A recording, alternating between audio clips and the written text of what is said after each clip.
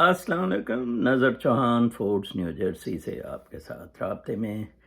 پاکستان میں عمران خان کا Twitter space پر آنے کے بعد اور لاہور کے جلسے کے بعد اب ایک چیز طے ہے کہ یہ معاملات انقلاب کی طرف جا رہے ہیں. اگر کسی کے ذہن میں یہ تھنکنگ ہے کہ الیکشن ہوں گے اور عمران خان کو دبایا جا سکے گا، ٹیبل ٹاکس ہوں گی، عدالتوں سے فیصلے لیے جائیں گے. آج دیکھیں آپ، سپریم کورٹ نے 63A کا معاملہ عید کے بعد تک مؤخر کر دیا ہے. یہ ہے ان کی پوزیشن. دوسری طرف اپنا لاہور ہائی کورٹ نے غالباً میں کہیں دیکھ رہا تھا شہباز شریف کے حلف کا بھی کہا ہے. تو یہ بدماشیاں بہت زیادہ اسٹیبلشمنٹ کی بڑھ گئی ہیں، اور ہمیشہ اسٹیبلشمنٹ ورسز انقلاب ہی ایک راستہ رہ جاتا ہوتا ہے.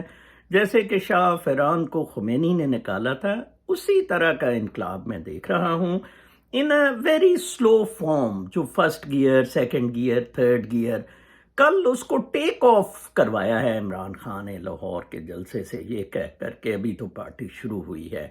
عمران خان، میں نے آپ کو بتایا تھا کہ اگر زندہ ہے، ہم صادق ملک صاحب ایک بہت ہی سمجھدار اور ایکسپیرینسڈ، اور میرے دوست ہیں، پرامسڈ ہیں، اگلے دن بات کر رہے تھے، ان کا بھی یہی خیال تھا جو عام فہم میں اسٹیبلشمنٹ کا خیال ہے اور ان لوٹوں شوٹوں کا، کہ جی یہ دبا لیں گے عمران خان کو، کچھ نہیں ہوگا. وہ فیض احمد فیض والی تھنکنگ کہ یہ اسی طرح رہے گا. قدرت کے معاملات کچھ عجیب و غریب قسم کے ہوتے ہیں، وہ عجیب طریقے سے چلتے ہیں. ایران کا اگزامپل میں پھر آپ کو دیتا ہوں. میں یہ نہیں کہتا کہ خمینی صاحب کوئی آئیڈیل لے آئے تھے سلسلہ، ادھر بھی بعد میں کافی ری ایکشن، جلسے جلوس، کرپشن کے اور باقی چیزوں کے اس ڈکٹیٹرشپ کے خلاف ہوتے رہے، لیکن تاحال وہ نظام قائم ہے.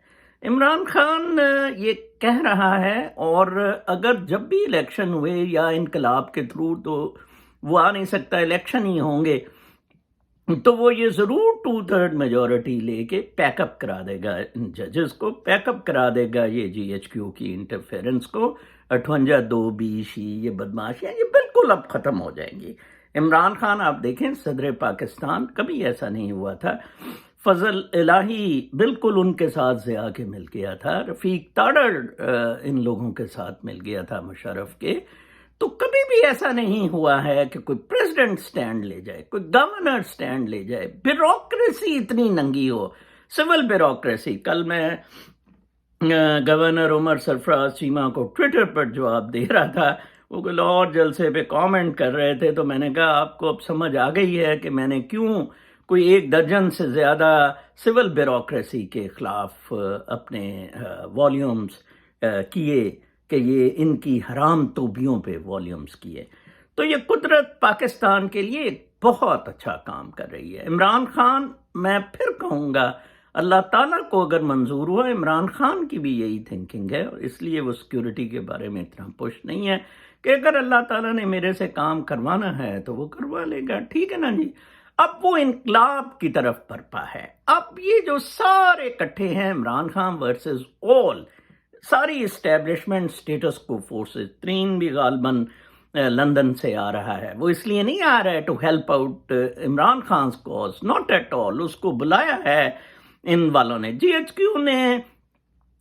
کیو خود ایکسپوز ہو گیا، ننگا ہو گیا. اس سارے دوران آپ نے دیکھا کسی نے جنرل باجوہ سے یہ نہیں پوچھا کہ آپ نے ایکسٹینشن کیوں لی تھی.